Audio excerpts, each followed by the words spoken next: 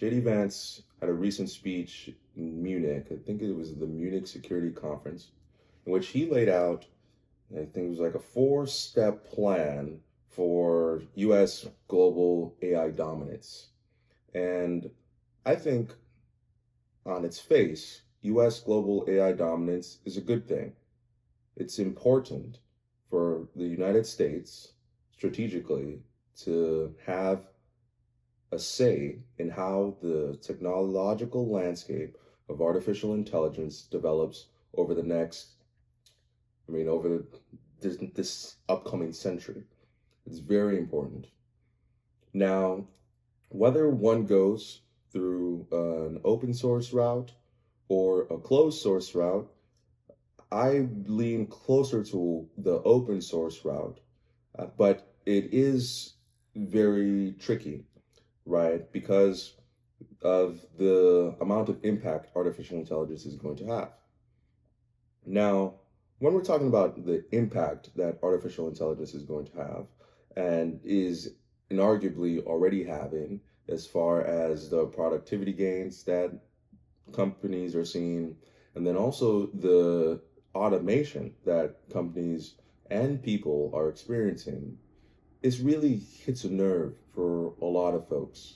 And people are, I think, reasonably untrusting of those in power saying, hey, AI is going to provide more productivity and minimize the amount of jobs that are lost, and is going to be this boon to society. And those people that are not trusting, there's a few different angles in which they approach this issue. And oftentimes, what I hear, especially from proponents on the left, is that regulation needs to be a big topic when discussing artificial intelligence. Uh, One of those proponents is Crystal from Breaking Point. And while I agree with Crystal on a few different issues, primarily that the wealth difference is one of the more core struggles that face us today, and it's more important than, in my mind, it's more important than the class, than the race difference. I think like the gender difference. I think it's more important than that too. Um, Class, I suppose they kind of go hand in hand.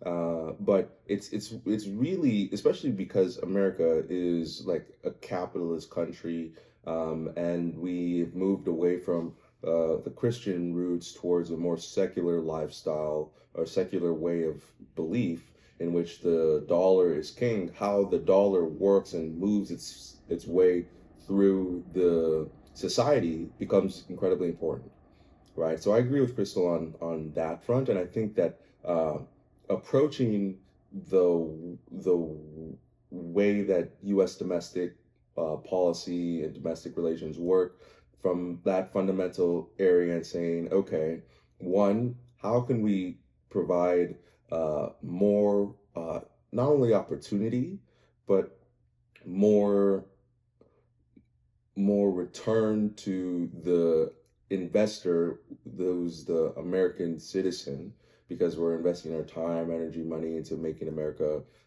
into what it is. How can we return more financial opportunity to those investors without incentivizing behavior that is not productive? That's important. It's very important, and I think that's a key question that more folks should ask themselves, and we should have more dialogue about. But on the flip side, when I hear the words regulation as it pertains to AI, oftentimes the argument, or at least one of the arguments that was used by Crystal the other day, is that artificial intelligence is similar to nuclear weapons, and the same way that we came together globally to regulate nuclear weapons, we should do something similar to that with artificial intelligence.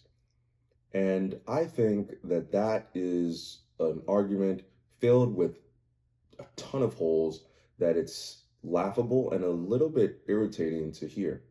Because though artificial intelligence and nuclear weapons and technology both have a seismic impact on how I guess people relate to each other, the distribution avenues are completely different, which would make global regulation of the kind would that is being called for on the AI piece that is analogous to the nuclear weapons piece incredibly violent and incredibly totalitarian in a way that would absolutely smother the freedoms of people around the world. The last thing that I want is for the conversation around AI regulation to be focused on global governance, et cetera, et cetera, et cetera. Right? Because when you think about nuclear weapons, one, the technology to make a nuclear weapon is incredibly hard. Two, not only like to understand how to make a nuclear weapon, but then also to get the materials is difficult, and then to put the materials together in the right spot is difficult, and then to distribute those materials that are functioning in a nuclear capacity to other people is difficult, and to duplicate all of those things is difficult. Like it's an economy of atoms problem, and the economy of atoms compared to the economy of bits, which is an idea that Peter Thiel talks about often as he discusses kind of the stagnation of the world in 3D space versus the acceleration of the world in digital space. That difference is incredibly key to this AI conversation, and that difference is what terrifies me when people are talking about top-down regulatory control, thinking about using what was effective in technology that is based in the economy of atoms and trying to replicate that to the economy of bits. How, for example, is somebody going to go to nation or how is somebody going to go to some random kid, let's say sitting in I don't know, in Germany or whatnot, in his computer and trying to make some AI? How are we going to regulate that person from developing some AI engine or whatnot that is able to automate, I don't know, let's say call workers, right? Like sales folks. How are you going to say like, no, we want to slow the rate of progress down, and we need to be able to find that person that's working on that AI tool in their garage, go into their garage, open the garage, take their tool, and then throw that person in jail, right? It's some an idea that really stuck with me that Eric Weinstein talked about when talking about utopianism, is when you think about your utopian ideal, right? That's where you want to go. And then you think about where you are right now. The question that you should ask yourself is, how much violence is required to take me from where I am right now to where I want to go? And is that amount of violence required palatable for my utopian ideal? Because in order for, because regime change, actual change is is violent. If you think about nature and you think about glaciers, you have glacier plate and it's calm, and over the course of weeks to months you have the sun beating on it, and different types of fissures begin to go in through the plate, and it seems like nothing's happening, and then all of a sudden, boom, something happens and the entire plate just gets sheared off. That's tons of ice just gone into the ocean. If you were standing on it, boom, you're done. Right? If you're underneath it, boom, you're done. That's a violent act. That's what change is. It's going from one thing to another, 0 to 1, right? The amount of violence that would need to be brought down upon the system in order to regulate artificial intelligence in the way that proponents like Crystal Ball say that we need to regulate artificial intelligence, just like how we regulated nuclear weapons and nuclear technology. It's a mind-boggling amount of violence if you really think about it. Moreover, it's not even to say that that type of regulation would even work, because when we talk about nuclear technology, people look around and like, oh my gosh, why are we still like, I live in Texas, right? Texas experienced a cold spell a few years ago that knocked out the entire technological grid, and we think about, oh wow, why is it that we don't have folks that have come together to make the electricity grid more robust? Why is that? That's an important question, right?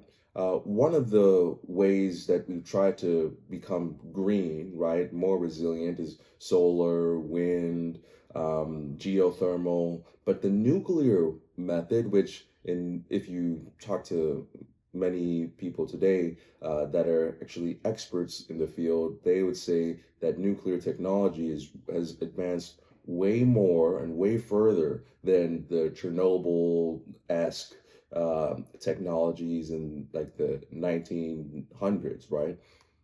It's advanced to the point where you can have where it's a lot more compact. It's smaller. It produces more energy. It's more safe. It's more effective. If the regulations weren't such, it could be distributed and disseminated throughout society and absolutely change how we use energy and make energy use easier, cheaper, stable, and up-level the whole society.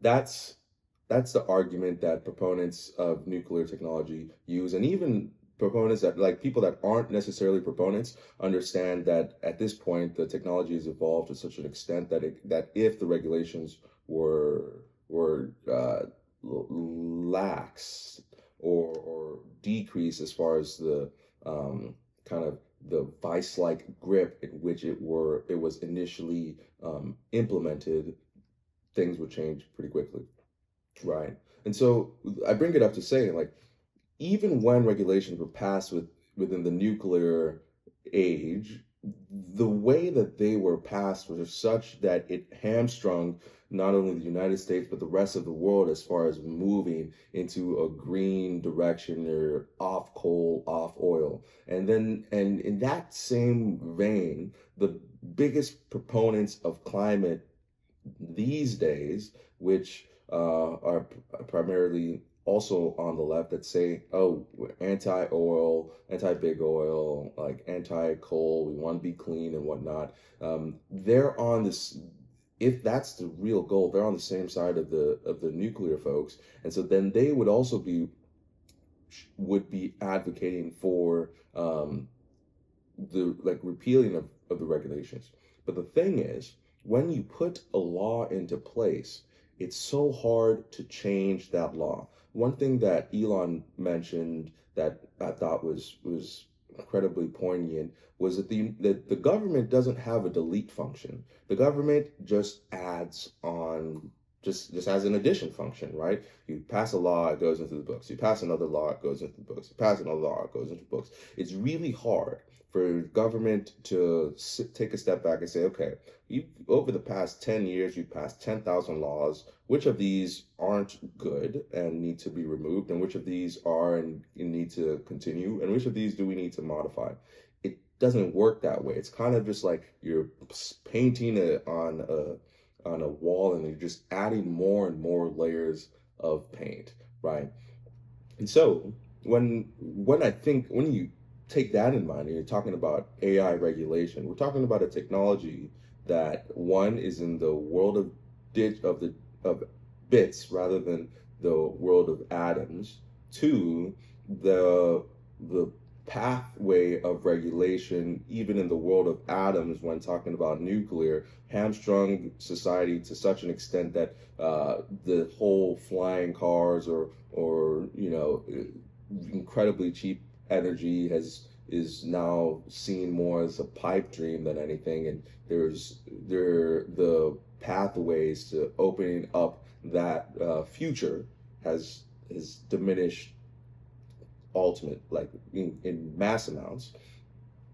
And three, the amount of violence that one would need to exert on an entire system in order to make things conform to its will is massive and terrifying. It just to when I put these things together, I just my mind, I start to short circuit because the the problem is more difficult than just slap a regulation onto it. Especially when we're living in a society where trust in government and regulators is at an all-time low, and technology is moving incredibly quickly. So it's not even like we're working in a vacuum, right? For if you were to regulate on the United States front, who's to say that China doesn't do what it wants to do, or Russia doesn't do what it wants to do, even amongst allies when we're talking about nuclear weapons. The United States wanted to limit the amount of nuclear weapons that were in circulation, but somehow Israel may or may not have the nuclear weapons, and we still don't know whether or not they do. And not only do we not know whether or not they do, there's no way that we'll ever be able to find out unless someone within the Israeli community leaks it, and at that point that person's a pariah and their entire family's life is destroyed. And that was in a regulatory environment around nuclear weapons that were trying to stop the proliferation of them, right? There's just so many holes and so many in different levels. And so what I think as far as approach, and this also ties into the crypto piece as well, with this whole Libra nonsense that just came out of Argentina, is really leaning into radical openness and radical transparency. And I think those two keys are tenets that the American populace should demand and expect from their leaders. Now, people talk about national security risks and this and that type of things. And so there is some gray zones, right? But when we're talking about technology to this extent, especially on the internet, where there's democratized access, so to speak, there should be a radical openness and radical transparency element to the creation, to the propagation, to the upgrade, and whatnot of artificial intelligence.